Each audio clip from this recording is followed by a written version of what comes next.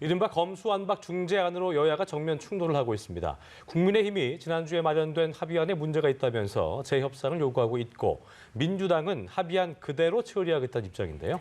국회 취재기자 연결합니다. 나경열 기자. 네, 지난주 박병석 국회의장 중재안으로 마무리되나 싶었던 검수완박 논의가 다시 시작되면서 전국이 긴박하게 돌아가고 있습니다. 국민의힘이 중재안에 대한 입장을 바꿔 재논의를 요구하고 나섰기 때문인데요. 검찰의 직접 수사 대상에서 공직자와 선거 범죄를 제외하는 중재안에 문제가 있다며 다시 논의하자는 겁니다.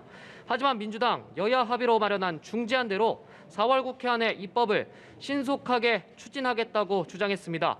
여야 입장이 좁혀지지 않자 박병석 국회의장이 여야 원내대표와 만났습니다. 하지만 이 자리에서도 추가 합의엔 이르지 못했는데요.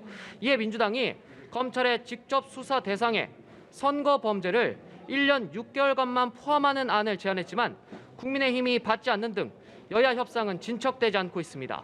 민주당은 지난주 중재안을 오늘 법사위를 거쳐 내일 본회의 처리에 나서겠다는 입장인데요. 국민의힘 권성동 원내대표는 중재안이 민심에 반한다 했습니다. 직접 들어보시죠.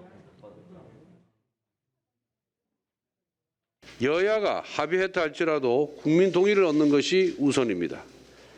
국민을 설득하지 못한 합의안은 정당성을 얻을 수가 없습니다.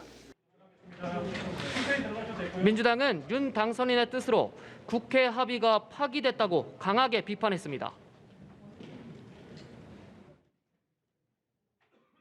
합의문의 잉크도 마르기도 전에 이른바 이제 윤석열 당선인과 또 소통령으로 불리는 사람의 초법적인 행위에 의해서 우리 국회 합의가 침탈당한 것입니다. 한덕수 국무총리 후보자의 인사청문회도 또 파행됐는데요. 여야가 다음 달 2일과 3일에 청문회를 다시 열기로 했죠. 네, 그렇습니다. 한덕수 총리 후보자 인사청문회 어제와 오늘 이틀간 열리긴 했지만 한 후보자는 한마디도 하지 못했습니다. 정상적인 청문회가 아니었는데 오늘 청문회는 30분 만에 파행됐습니다. 민주당과 정의당 특위위원들이 후보자의 자료 제출이 부실하다면서 청문회에 참석하지 않았기 때문인데요. 민주당 강병원 의원과 정의당 배진교 의원만 참석했습니다. 강원은 김앤장에서 20억을 받았다는데 이와 관련한 자료는 고작 종이 한 장 반에 불과하다면서 한 후보자를 향해 성실하게 자료를 제출하라 압박했습니다. 그러면서 지금 상태로는 후보자를 제대로 검증할 수 없으니 자료 제출과 검토에 시간이 필요하다. 청문 일자를 다시 잡자고 주장했습니다.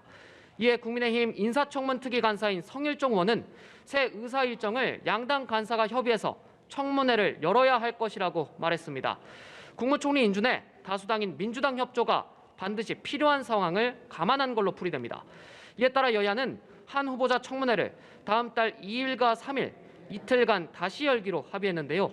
충분한 자료와 시간을 갖게 된 민주당 날카로운 검증을 예고했습니다. 지금까지 국회에서 전해드렸습니다.